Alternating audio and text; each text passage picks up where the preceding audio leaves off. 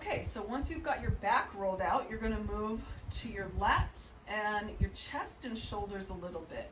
So again, now once we get up around the shoulder joint, there's a lot of stuff going around the shoulder joint, and there's a lot of different ways you can get into the tissues around this joint. So we're going to start with the back side and we'll move to the front side. So once you've got your back rolled out, whichever side you're going to start on, bring your arm up and you're going to roll to your side.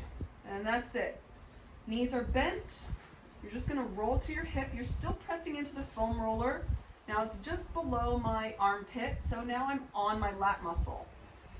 Yep, oh yeah. So if you have tender spots, you're going to feel it. So right now I'm just going to hold steady. I can also add a little bit more pressure by lifting my arm up.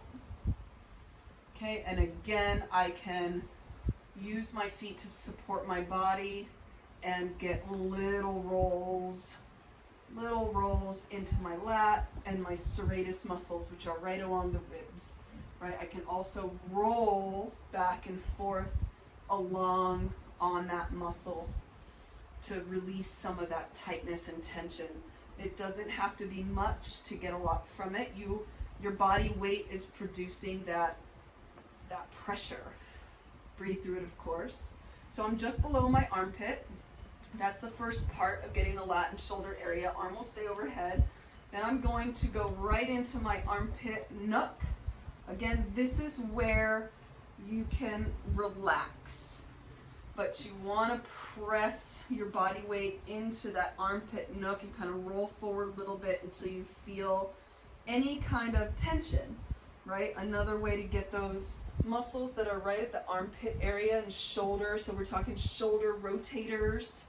You can bend your elbow and move your arm to get a little bit of pressure onto those tissues and muscles to help release the tension.